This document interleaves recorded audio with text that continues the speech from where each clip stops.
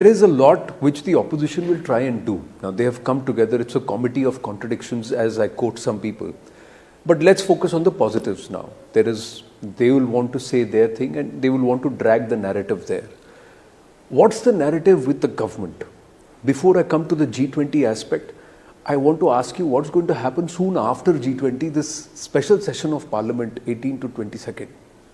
What is going to happen? What's the thought behind this? Let me first say about the narrative about the government. We always believed in the development model and good governance and development is our achievement. सुशासन और विकास यही हमारी पहचान।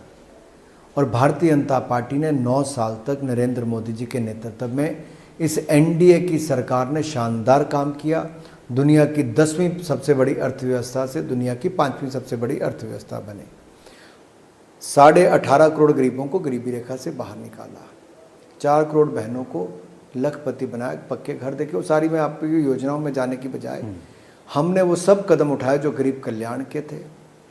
सबसे तेजी से बढ़ने वाली अर्थव्यवस्था भी बने। खेलों के क्षेत्र में हम I'll come to sports in a bit. Sorry to interrupt you. ये स्पेशल सेशन सरकार का अधिकार है। नहीं, पर इसका थॉट प्रोसेस क्या है? कॉमन कोड है, कॉमन पोल है, विमेन्स रिजर्वेशन बिल है. Why suddenly just exactly a week after G20 summit is over this has been called? So it's set the rumour mills abuzz. And मजे की बात यह है कि अब ये कहा जा रहा है कि आप जरा आईएनबी मिनिस्टर से पूछे, थोड़ा इन्फॉर्मेशन दे. इस सरकार में इन्फॉर्मेशन नहीं मिलता, किसी को पता नहीं होता. इंतजार का फल मीठा. और पार्लियामेंट्री अफेयर मिनिस्टर बताएंगे इसका एजेंडा क्या है, क्यों विशेष सत्र बुलाया गया. हमारे देश के लिए अगले कुछ दिन बहुत महत्वपूर्ण है क्योंकि G20 की अध्यक्षता भारत को मिली. एक बहुत बड़ा पल है. और G20 ना कभी ऐसा पहले हुआ ना भविष्य में होगा, ना भूतो ना भविष्य तो मैं कह सकता हूँ, क्योंकि इसमें नरेंद्र मोदी जी ने खुद व्यक्तिगत रुचि लेके भारत की कला, संस्कृति, साहित्य, परंपरा, इनसे तो दुनिया को अवगत कराया ही.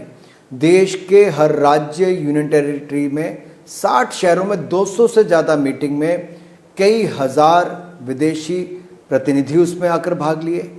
Y20 जो केवल एक एंगेजमेंट ग्रुप है, हमने उसमें 16,000 से ज़्यादा कार्यक्रम किए. 26 लाख से ज़्यादा युवाओं की सीधी भागीदारी हुई. करोड़ों युवाओं को तो जोड़ा. आप देखिए, इसको जन जन तक पहुंचाने का और G20 का बस ये बंद कमरे तक सीमित रख के जनता तक ले जाने का ये केवल प्रधानमंत्री मोदी जी कर पाए. और जो भारत की पहचान, महिला नेतृत्व, विकास, कोई भी क्षेत्र हो, राष्ट्रपति जी से लेकर अन्य हमारे वुमेन पायलट से लेके सेल्फ हेल्प ग्रुप से लेके आर्म्ड फोर्सेस से लेके बाकी सब, वो भी है. तो हमारी डिजिटल करेंसी, डिजिटल पेमेंट, जिसने भारत की एक नई ताकत दुनिया भर में टेक्नोलॉजी के क्षेत्र में दिखाई, ये नए भारत की नई पहचान है. और नए भारत में दुनिया उम्मीद देखती है, भारत के नेतृत्व में उम्मीद देखती है. यानी कि the world see hope in India and in the India's leadership. And that is how Modi ji has emerged in the last 9 years as the world's most popular leader. Whether from G7 to G20 to BRICS to other conferences, he has contributed a lot and the world look at him with a ray of hope. No, because there are many who would also say that you've used G20 presidency to try and also use it for electoral gains. Saying we brought G20 to India, we've become the president, so you give Prime Minister the vote, give him another chance. The other counter is that you're saying we are the 5th largest GDP. Yes, we are. We're proud of it. But in terms of per capita, we are still one of the poorest countries in the world. So where is the growth story? अच्छा वो आपने सवाल पूछा, क्योंकि G20 मैंने कहा अध्यक्षता करना केवल बंद कमरे में बैठक हुई चले गए, वो नहीं हुआ. ये भारत का इतिहास, भारत की सोच, भारत की परंपराएं और भारत की नई पहचान, इस सब से दुनिया को अवगत करवाया. India has become the voice of global south. और एक ग्लोबल साउथ का नेतृत्व एक तरह से भारत कर रहा है. ग्लोबल साउथ की आवाज़ बन रहा है. और ग्लोबल साउथ के लिए एक पटल नहीं, अलग अलग पटल पर भारत ने बात रखी. इसलिए मैंने कहा, चाहे G7, G20, ब्रिक्स, क्वाड, कहीं पर भी हो, ग्लोबल साउथ की आवाज भारत बना. एंड पोस्ट कोविड-19 pandemic, with the geopolitical equation changing, India's role has emerged. There is more people in favor of India. If you look at various global leaders saying Modi is the boss, Modi is true patriot, Modi is the most popular leader, from so on and so on. It never happened in the past. So we don't have to say it. People see it and they believe it. And the second issue is, do you think this will give you vote? If the Congress thinks so or the opposition thinks so, then good luck to them. We have delivered it, we have done it, and we have done it with a fashion and with a lot of passion. Why I am saying so is, हमने केवल करने के लिए नहीं किया जी, एक पहचान दिखाई है. योग तो भारत करता था, आज पूरी दुनिया करती है. स्पेस सेक्टर भारत बहुत पहले कर सकता था. अटल जी ने चंद्रयान 1 के लिए पैसा दे दिया था, शुरुआत तब हुई. कांग्रेस ने तो आके केवल उसको जवाहर नाम देने का ही काम किया था वहां पे. हमने तो शिव शक्ति दिया तो उनको बहुत मिर्ची लगी है. इनको जवाहर नाम से मिर्ची नहीं है जी, लेकिन शिव शक्ति के नाम से मिर्ची लगती है. लेकिन चंद्रयान 2 में कांग्रेस ने बजट में पैसा नहीं दिया बल्कि कम कर दिया. इन्होंने भारत के विकास को रोकने का काम किया. मोदी जी ने मंगलयान से लेके चंद्रयान तक हमारी जेवलिन की फील्ड से लेके चंद्रमा तक तिरंगे झंडे को वो पहचान दिलाई है. ऑपरेशन गंगा में यूक्रेन से निकाल कर लाए तो सीरिया, टर्की, अफगानिस्तान, नेपाल, यहाँ पे फर्स्ट रिस्पॉन्डर के रूप में भी भारत निकल कर आया है. ये भारत की नई छवि, नई पहचान है. इसको तो आप नहीं छीन पाओगे.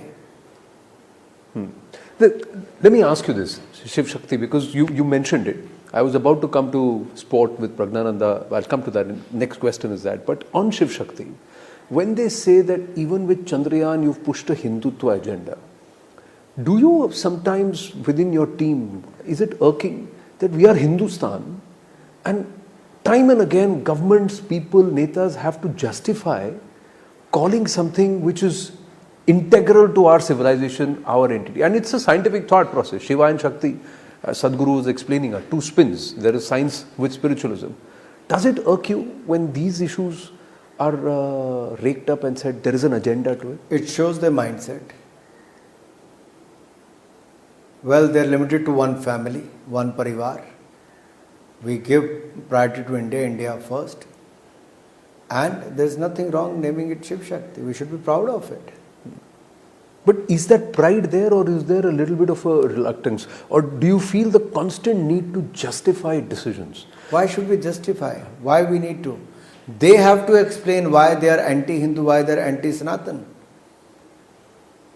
अगर वो रामनामी के जुलूस पर बम धमाके करते हैं, गोलीबारी करते हैं, रामायण को अपशब्द कहते हैं, माँ सीता को अपशब्द कहते हैं, और अब सनातन धर्म पर ही कुचलने का, मारने का, खत्म करने की बात करते हैं, तो जवाब तो देना होगा इस गठबंधन को जो घमंड से भरा हुआ है, अहंकार से भरा हुआ है. और एक घमंडिया गठबंधन को जवाब देना ही पड़ेगा, नहीं तो देश की जनता ने पहले भी जवाब दिया. हमने जो कहा वो करके दिखाया. 370-35 से हटाने की बात की, हमने किया, खत्म किया. आज कश्मीर में शांति है, चैन है, वहाँ पे विकास हो रहा है, पर्यटन बढ़ रहा है. G20 भी हुआ, G20 भी हुआ. दुनिया की बड़ी ताकतों ने रोकने का प्रयास किया, बहुत सफल हुआ. और सबसे बड़ी बात है आनंद जी, अब तो नेहरू गांधी परिवार के लोगों को छुट्टी मनाने के लिए भी जम्मू कश्मीर जाने का अवसर मिला है, क्योंकि शांति हो गई है, मोदी जी के कारण हो गई है. अब वो लेह लद्दाख में बाइक भी चला सकते हैं, क्योंकि यूनियन टेरिटरी का दर्जा हमने दे दिया है. इन्होंने 70 साल तक केवल जख्म ही दिए थे 370-35 से देके. 40,000 लोगों की हत्याएं वहां पे हुई. इसलिए आप इन पे मत जाइए, इनको कोई नहीं सुन रहा जी उस दृष्टि से. और ये अपना नुकसान भी तब करते हैं और देश का भी, जब विदेशी धरती पर जाके देश को बदनाम करने का काम करते हैं. पर जब ये लेह लद्दाख जाके कहते हैं कि वहाँ के लोकल लोगों ने कहा कि उनके जो ग्रेजिंग ग्राउंड्स है वहाँ आज चीनी बैठे हैं, पीएलए बैठा है, वो शायद कहा होगा जब नेहरू जी के समय 39,000 स्क्वायर किलोमीटर भूमि चीन ने कब्जा कर लिया था, एक्साई चीन और बाकी एरिया पे. वो पंडित नेहरू जी की कांग्रेस की सरकार थी. आज नरेंद्र मोदी जी की एनडीए की सरकार है. कोई 1 इंच भूमि पर भी आंख उठाकर नहीं देख सकता. डोकलाम में हमारे सैनिकों ने मुंह तोड़ जवाब दिया. पूरी देश की सरकार, प्रधानमंत्री जी पीछे खड़े थे, देश की जनता पीछे खड़ी थी. लेकिन राहुल गांधी जी और कांग्रेस पार्टी उस समय भी चीन के अधिकारियों के साथ गुपचुप बैठकें कर रहे थे. ये देश जानता है.